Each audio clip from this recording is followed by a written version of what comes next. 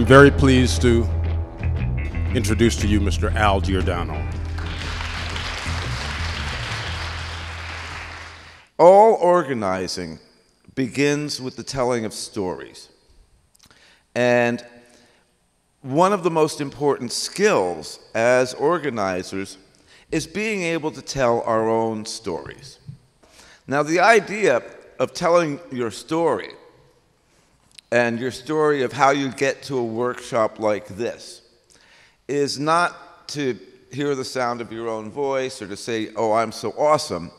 It's to provoke the other person into telling their story. It's a trick. Because once you get somebody telling their story, they begin to get invested. The first kind of story is dream stories, aspirational stories. I have a dream. Oh, you have a dream? You have a dream? What delusions and grandeur? You have a dream? You want the microphone? Would you like the microphone, Greg? I have a dream. I have a dream. I have. Okay, so I had a dream. I always wanted to be smack dab in the center of a full-fledged revolution. And that's part of the reason that I decided to move to Mexico in the late 90s, where I've lived ever since. In the late 90s, people were taking the reins of power in a way that I had never seen in my life before. But things never actually got up to speed to the rhythm and the pace of a full-fledged revolution. But things had started to take a turn for the worse in Mexico, starting about 2007, when the new president, who had come to power under very dubious circumstances, ramped up the already violent drug war, and the number of civilian deaths related to the drug war began to spike. Then something happened that was very exciting in 2011, but not in Mexico. Al and I got on a plane and went to Cairo just about 3 weeks after the fall of Mubarak. And we got to see Egypt at the most exciting, inspiring time that you can imagine. On the plane ride home back to Mexico, I was kind of looking in the, in the doldrums, and Al said, what's going on? And I said, well, it was so great to hear those stories in Egypt. But a revolution is never going to happen in Mexico where we live. And lo and behold, about 4 days after I got back, a poet started to hold rallies across the street from my house. And more people started coming out to these rallies. And for the first time, people started speaking out en masse against the drug war. And for the first time, there was an organized social movement and a revolution against the drug war. And I called up Al and I said, hey, Al. He said, what? There's a revolution across the street from my house. So the moral of that story is, sometimes we think that the revolution is happening over there, and we have to fly across the world to see it. But if conditions are right, and if we learn how to make it happen, the revolution is always across the street. Another kind of story is the origin story. My origin story actually begins here in New Rochelle. Al, I'm going to take the microphone, if you don't mind. Al has a really great origin story, but if he starts telling it, we're not going to get anything else done today. Hi, everybody. My name is Heather, and I'm going to tell you my origin story. Like probably most of the people in this room, on September 11th, I wanted to be able to do something. I wanted to help. And over the next 48 hours, I developed a plan to get the restaurant that I worked for to donate a truck full of food and a whole bunch of water. I ended up setting up my food at a place that people started bringing me things that became a relief station. As you might imagine, that represented a tectonic shift in my life. It fundamentally changed the way I saw everything in the world. We can leverage our stories to connect each other and then to move forward on that common ground. And that is my origin story. The next kind of story is your adversity story. Maybe not everything went according to plan in your life. Maybe you hit some obstacles, some setbacks along the way, some dreams that were deferred. You know, I mean, I just this past year ended up having to sign up for Obamacare.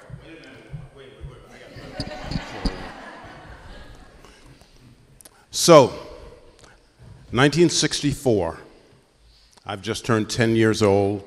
I'm a little New York City kid living in Harlem. My family decides to make a trip to the beautiful, welcoming state of Georgia. After we're there for a short time, I learned that there's a little diner down the road, and I want to go in there and maybe see what their chocolate cakes look like or whatever. And I go in and I walk inside, and I'm standing there, and I notice nobody will talk to me. And finally, a waitress comes by with a tray, and out of the side of her mouth, she says to me, "Go around the back. You know you can't come in here." I had no idea what she was talking about. In the back, where the kitchen is, of course, all the people there look like me. They're all black.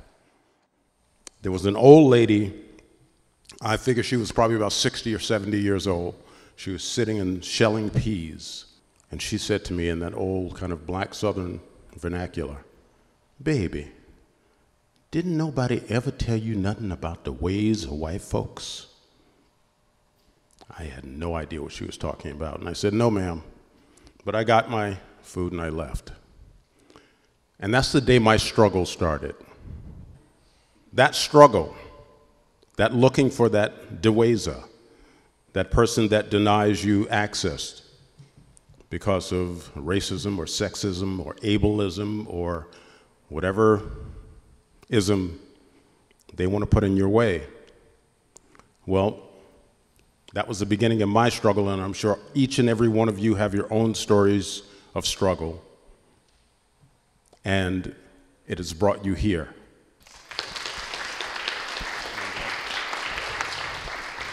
Thanks, James.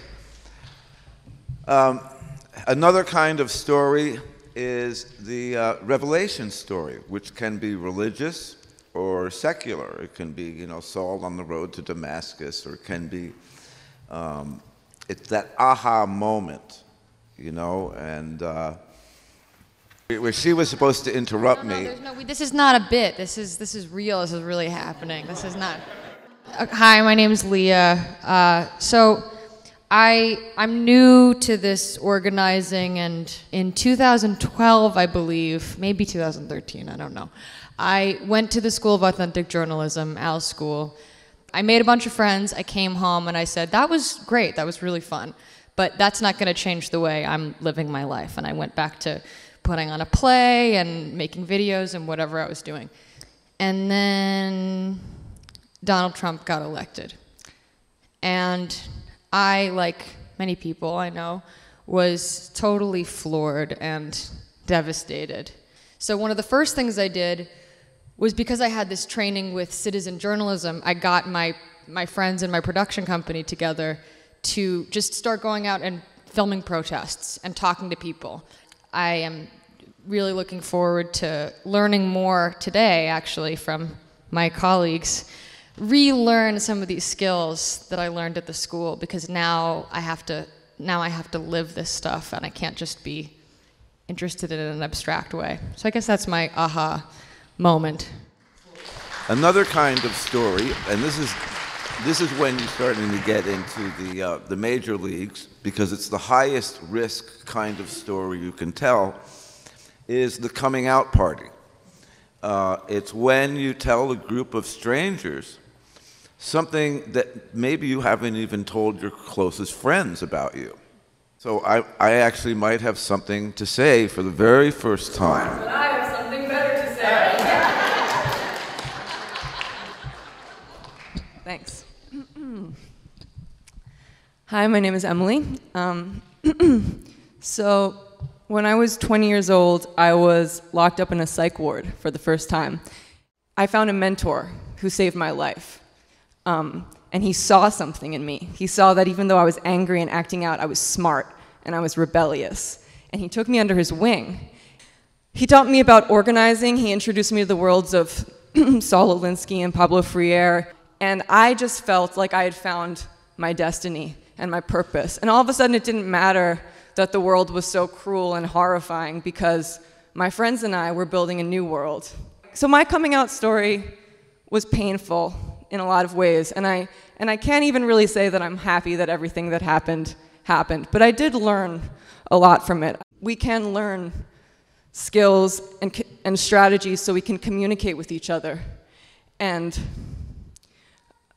and we can form groups, and we can learn how to organize, and we can learn how to fight battles, and we can win.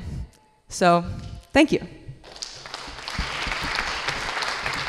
And the sixth kind of story, which we're adding to the doctrine of McCarthy up at Harvard, is the victory story. And those were the years when I met Abbie Hoffman and Johanna Lawrenson. Now, Abbie was a very famous radical in my youth.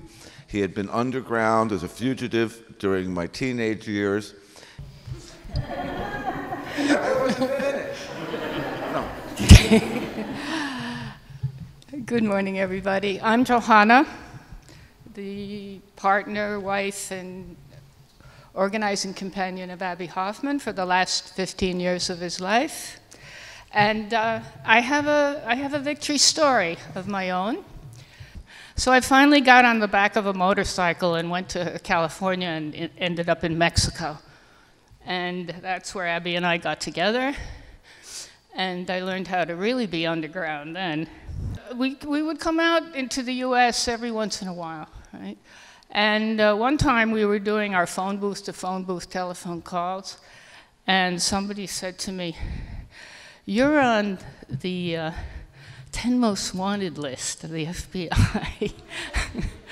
There was a class action suit going on. And I made a call to the lawyer and I said, "Look, I don't think I can come in, you know. But I'll meet you in New York and I'll meet you in a restaurant." And when I did, I told him who I was living with, that I didn't think I could, you know, do a lawsuit against the FBI. But Abbie and I decided it was important to do anyway. So we took the FBI on. And we were going for, there were 5 of us, and we settled all 5 of us for $50,000, which was a precedent-setting case at the time against the FBI. Nothing had been done before. So that was a victory, winning against the FBI. And there's just this one Abbie quote that I really love, which is, "There is no high as powerful as challenging the power structure, giving it your all, and winning."